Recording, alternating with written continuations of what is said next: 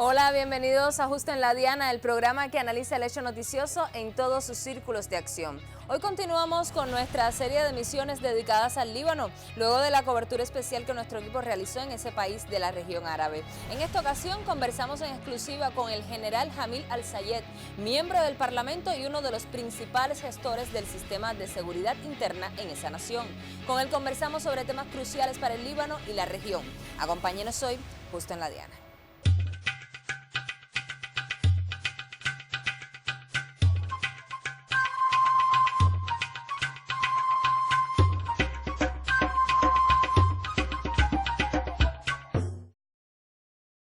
Antes de comenzar con la entrevista, le propongo un breve acercamiento a nuestro invitado especial del programa de hoy, el general Hamil al-Sayed. Hamil al-Sayed es un político libanés conocido por ser uno de los principales creadores intelectuales del sistema de seguridad de esa nación. A mediados de 1983, el entonces teniente coronel Sayed fue nombrado subdirector y jefe de inteligencia en la región de la Beca, donde permaneció en el cargo hasta 1991. Momento donde asume como subdirector de la Dirección de Inteligencia Militar del Ejército.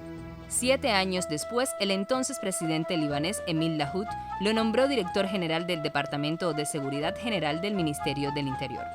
La vida cambió radicalmente para Sayed en el 2005, cuando fue arrestado por presuntas implicaciones en la explosión del coche bomba que provocó la muerte del entonces primer ministro Rafik Hariri. Como resultado de esta acusación, estuvo 4 años en prisión sin cargos ni acusaciones o juicios. La Alta Comisión de Derechos Humanos de las Naciones Unidas en Ginebra consideró en un informe oficial en el 2007 que su detención era arbitraria y violaba los artículos 9 y 14 del Pacto Internacional de Derechos Civiles y Políticos. En los informes anuales de derechos humanos del 2006, 2007 y 2009 del Departamento de Estado de los Estados Unidos, Sayed fue considerado como prisionero arbitrariamente por las autoridades libanesas, lo que condujo a su posterior liberación. En mayo de 2018, el general Hamil al-Sayed se postuló para las elecciones legislativas como candidato independiente para representar a Baalbek Hermel en la Asamblea Nacional. Obtuvo su escaño como miembro del Parlamento con el mayor número de votos preferenciales en el área de la Beca y el tercer mayor número de votos preferenciales en todo el Líbano. Antes de comenzar, le agradecemos, general, por su tiempo para una entrevista exclusiva con la televisión cubana. Vamos a iniciar hablando sobre la institucionalidad del Líbano, sobre todo lo referente a su sistema de seguridad. ¿De qué manera usted contribuyó a la creación de este sistema y qué importancia le confiere teniendo en cuenta la posición geográfica actual del Líbano?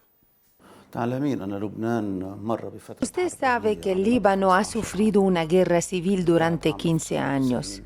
Que concluyó en 1990 con los acuerdos del Taif y que pusieron fin claro a esa guerra. Y las partes que libraban esa guerra civil pasaron a ser ellos mismos el poder en el Líbano. Y claro está que el Líbano vive en una situación particular desde el mismo momento de la ocupación de Israel a Palestina. Una situación que continúa siendo hasta el día de hoy un peso que recae sobre el Estado libanés desde el punto de vista seguridad. El Líbano es algo así como un balcón que da al Medio Oriente. Desde ese balcón nos asomamos a todos los conflictos que hay en el Oriente Medio. Y como en el Líbano hay una gran diversidad confesional, sabes que aquí hay 18 confesiones religiosas, todas repartidas entre musulmanes y cristianos. Entonces es lógico que dichas confesiones estén históricamente bajo diferentes influencias regionales. El peligro que amenazó el Líbano después de Israel o de la creación del Estado de Israel y luego la guerra civil ha sido el terrorismo. Hablo del terrorismo que se expandió en los países árabes desde 2010 bajo el falso nombre de la gran farsa de la primavera árabe, cuando en realidad se trataba de un plan basado en una primera fase en apoyar a la hermandad musulmana para su llegada al poder en los países árabes claves de la región, y que este movimiento de hermanos musulmanes se encargaría de firmar el acuerdo de paz con Israel a costa de los derechos del pueblo palestino. Con el derrocamiento de los hermanos musulmanes en Egipto y gracias a la firmeza y resistencia del pueblo de Siria contra el terrorismo de esa corriente, ese plan fracasó. El Líbano pagó muy caro en su confrontación contra el terrorismo. Todo ese plan era para debilitar a todos los países árabes para lograr imponer por la fuerza la paz diseñada a la medida deseada de Israel y de Estados Unidos. ¿Y esto qué significa? Esto significa que no habrá un Estado palestino sobre territorio palestino ocupado y que solo se le da al pueblo palestino algo así como una autogestión o autoadministración bajo el mando de Israel, con la confabulación y visto bueno de algunos gobiernos árabes involucrados en dicho plan. El terrorismo que se expandió en Siria desde 2011 hasta el 2017 y que llegó hasta las colinas libanesas fronterizas con Siria, en los montes áridos de la Bekaa Este, nos ha puesto a nosotros ante dos alternativas. O bien nos quedamos como espectadores mirando lo que le está pasando a Siria y esperando resultado, o bien vamos hasta Siria para apagar el fuego que aún está lejos de nuestra frontera, fuera de nuestra casa y antes de que nos alcance aquí adentro en el Líbano, o bien quedarnos y esperarlo a que nos alcance.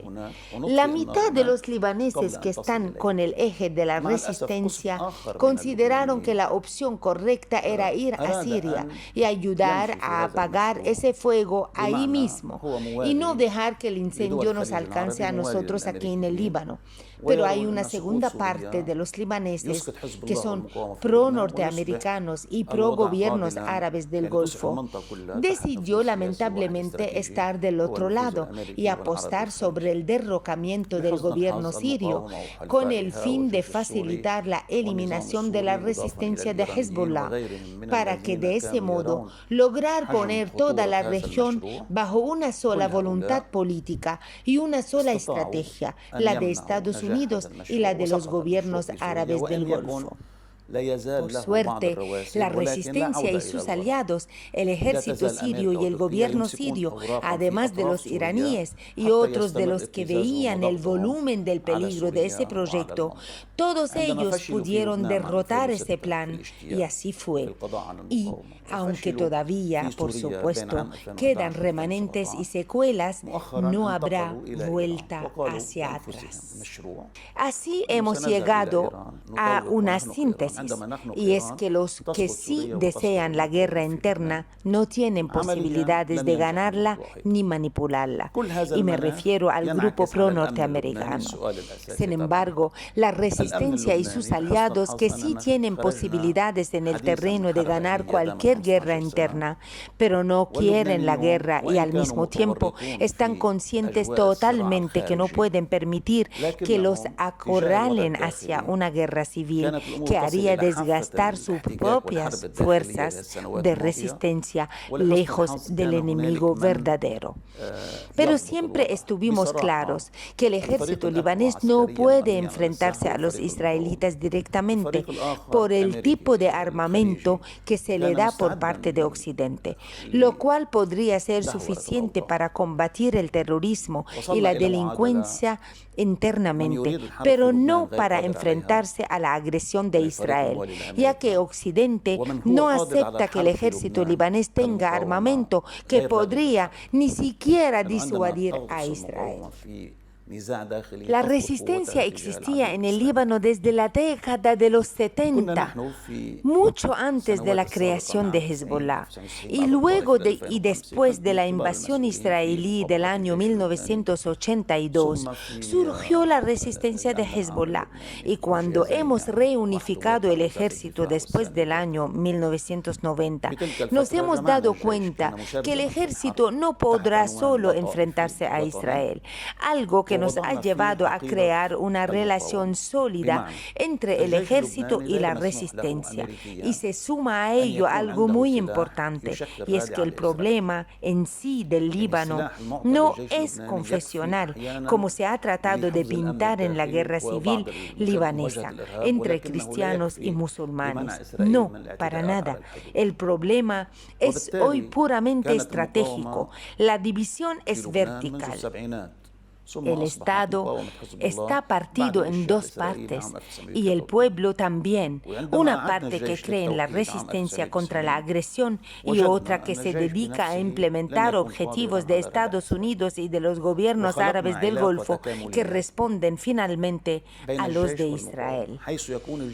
Ambas partes no quieren confrontarse militarmente en la actualidad y casualmente las potencias a las cuales responden esas partes tampoco tienen un plan por ahora de hacer explotar la seguridad del país. Se suma a ello que el presidente Michel Aoun apoya a la resistencia y esta es su opción. Por lo tanto, la balanza en el Líbano está a favor de la resistencia, sobre todo después del fracaso estadounidense frente a Irán. Las cosas han ido aún mejor y la conciencia está clara en cuanto a que el enemigo es Israel y el terrorismo es enemigo también. Y la estabilidad del país en términos de seguridad sigue siendo interés de todas las partes internas, aunque a veces con muchas brechas y complejidades. Y como sabes, la seguridad y la estabilidad es la base vital de cualquier nación para poder desarrollar su economía y su prosperidad. Acuérdate cuántos planes hemos derrotado hasta ahora y todos buscaban dividir aún más a esta región y convertirla en un área de influencia estadounidense-israelí con el apoyo de algunos gobiernos de la región. Digo esto todo para que veas los factores comunes que tenemos, por ejemplo, con Cuba. Ustedes están en la mira de Estados Unidos, con quien tienen un conflicto histórico, porque Estados Unidos no está concebido para tolerar que haya países que le digan no y quieren que toda América Latina y el mundo esté bajo su influencia. Hagamos una primera pausa. Recuerden que pueden seguirnos en nuestras redes sociales en Facebook y nuestro canal en YouTube, ambos con el mismo nombre, Justo en la Diana.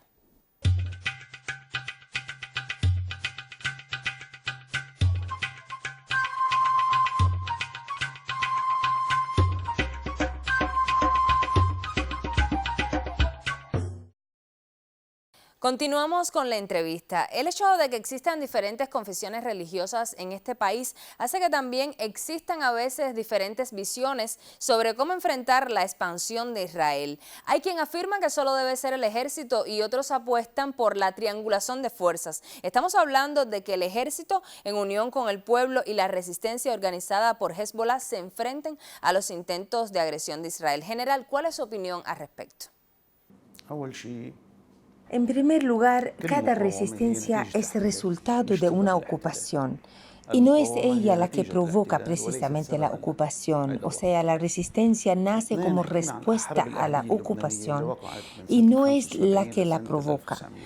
Segundo, hemos hablado de la guerra civil libanesa, que comenzó desde el año 1975 y duró hasta 1990. En esta guerra, el Líbano se dividió en dos partes principales, divididas entre sí en más facciones, y el país entero dividido con una línea de demarcación en el medio. E incluso el ejército libanés también ha sido dividido según las fuerzas políticas y confesionales existentes en el Líbano, de forma tal que cada partido mandaba la parte del ejército afín a su línea. Israel, por su parte, y aprovechando que el Líbano estaba sumergido en esa guerra civil y dividido como sociedad y también como ejército, ocupó una parte del sur libanés. Producto de esa situación se crearon varias resistencias del pueblo libanés. Y cuando el general Emil Lahoud fue nombrado comandante del ejército libanés, él me nombró a mí como director adjunto de la inteligencia militar. O sea, me he convertido prácticamente en el diseñador estratégico del ejército y su mano derecha en cuanto al proceso de unificar el ejército nacional y también en cuanto a su ideología político-militar. La reunificación del ejército nos ha tomado casi un año y medio, hasta que se ha convertido en un solo ejército multiconfesional. E incluso hemos aplicado el multiconfesionalismo en la estructura de todas las unidades del ejército. Y así fueron las cosas, que el ejército controlaba las regiones que estaban libres de la ocupación y la resistencia llevaba a cabo su accionar militar dentro de la tierra ocupada, con el objetivo declarado de liberar al territorio libanés de dicha ocupación. Y solo porque Hezbollah ha ido a Siria y luego se dirigió a los montes áridos del Líbano para combatir a los terroristas, es que se le permitió al ejército ir y sumarse al combate hasta derrotar el terrorismo en el Líbano.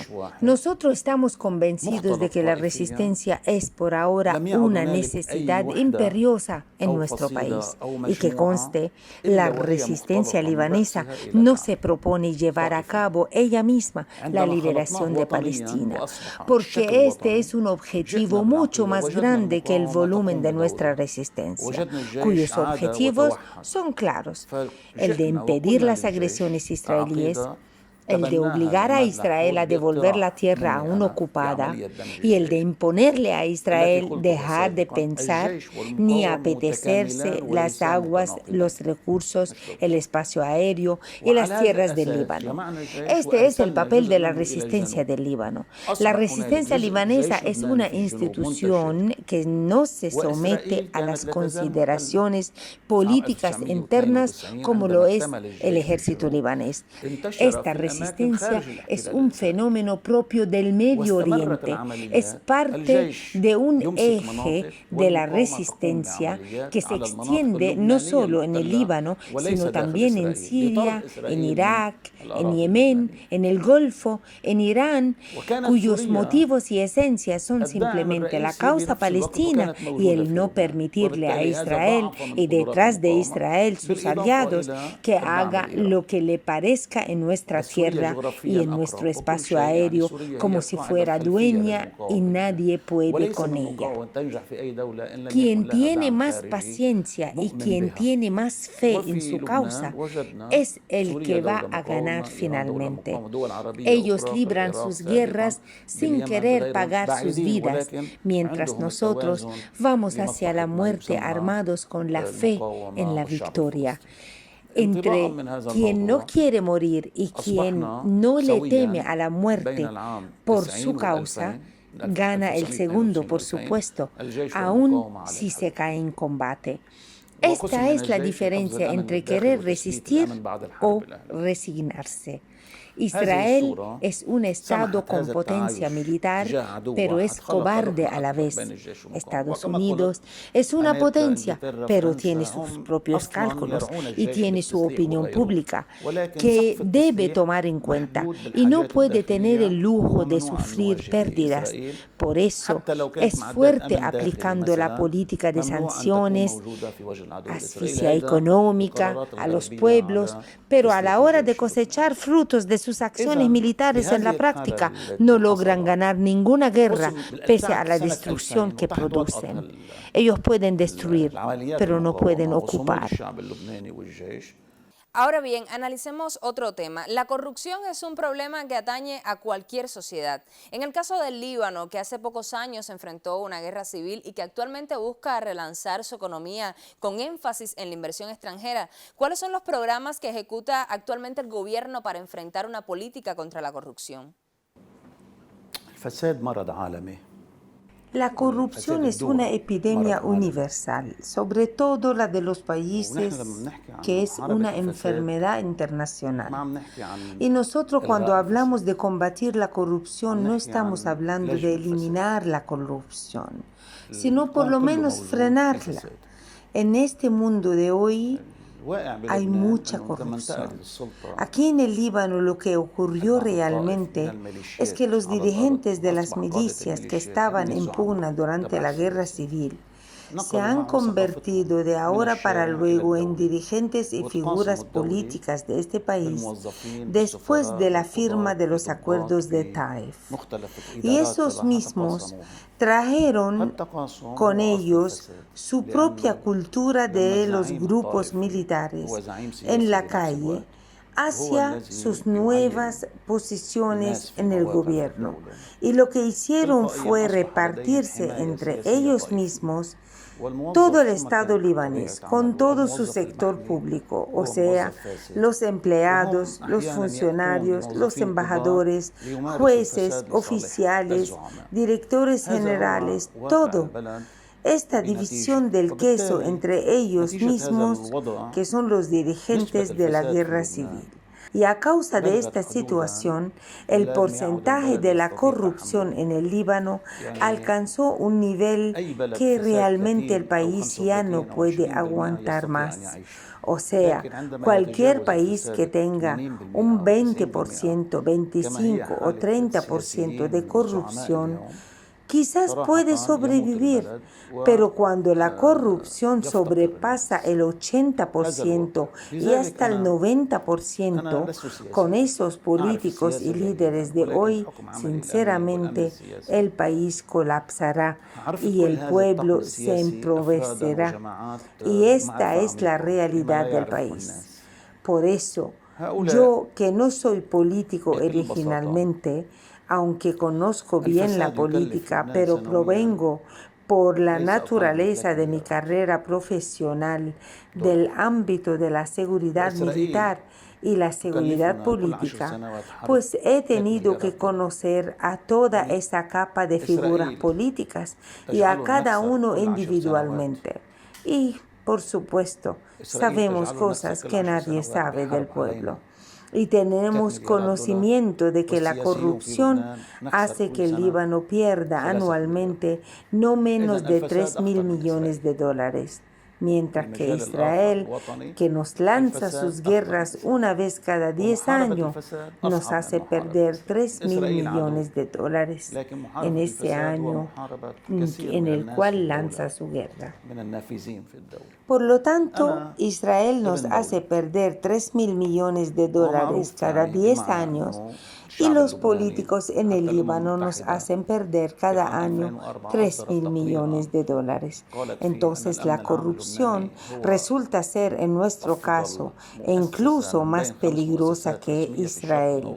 Y la lucha contra la corrupción es más difícil que luchar contra Israel. Israel es nuestro enemigo, pero luchar contra la corrupción es luchar contra muchas personas a la vez, y todas esas personas son bien posicionadas en el gobierno. Esta guerra contra la corrupción la comencé a librar desde que estuve al frente de la seguridad y logramos en aquel entonces frenar esa situación, impidiendo a dichos políticos el acceso a algunas instituciones y no les hemos permitido que nombren a sus seguidores en la institución de la seguridad ni tampoco en los aparatos de la justicia, tales como jueces, por ejemplo, y demás. O sea, no tenían tanto poder en aquella época. Pero cuando ocurrió el golpe de Estado, entre paréntesis norteamericano-israelí del Golfo, en el 2005, con o a raíz del asesinato de Hariri, ellos, o sea, los líderes de las milicias confesionales, se apoderaron de todas las instituciones de la seguridad y de la justicia, y ya lo tenían todo. Cuando usted tiene en sus manos los oficiales, los jueces, los directores, los embajadores, los funcionarios, los empleados, todo, te conviertes en un dios en este estado. Un dios que no le teme a ninguna ley, ni a ningún juicio, ni mucho menos a una sanción. En realidad, esos líderes en su mayoría son la enfermedad de este estado. Yo estoy en crisis con ellos, no por su línea política estratégica, sino por sus prácticas y por sus conductas. Ellos están destruyendo el país. Cuando ocurrió el golpe norteamericano-israelí del Golfo en el 2005, yo salí de mi puesto de dirección cuando me privaron de mi libertad y me encarcelaron como prisionero político durante 4 años seguidos. Luego logré mi libertad y fui elegido como diputado. El diputado tiene la responsabilidad de defender el interés del pueblo, que es dueño de su Estado. Esta tarea de por sí es una misión patriótica paralela a la misión de combatir contra Israel. Yo resisto en esta trinchera, elevando la voz y haciendo llegar los gritos del pueblo para que tengan esos líderes algo de pudor por lo menos. Pero ya les dije a los dirigentes que tienen 2 alternativas: o bien tienen que cambiar, o bien tienen que reducir su corrupción, o bien el pueblo vendrá algún día para cambiar esta realidad. El país no puede aguantarlos más así. O se cambian o el pueblo los quitará de sus puestos. En resumen, para mí no hay diferencia entre el corrupto y el enemigo israelí. El enemigo ocupa mi tierra y el corrupto roba los recursos del pueblo. El corrupto y el israelí son iguales para mí personalmente. Y cada corrupto es un futuro agente del enemigo israelí necesariamente. El corrupto que gana dinero indebido y hace fortunas haría de todo para no perderlo. Y por seguir ganando indebidamente a costa incluso de la patria. Muchísimas gracias al general Jamil Al-Sayed por esta entrevista en exclusiva para Justo en la Diana. Un acercamiento desde su visión como parlamentario y uno de los principales gestores del sistema de seguridad interna en el Líbano. Volvemos luego de la pausa.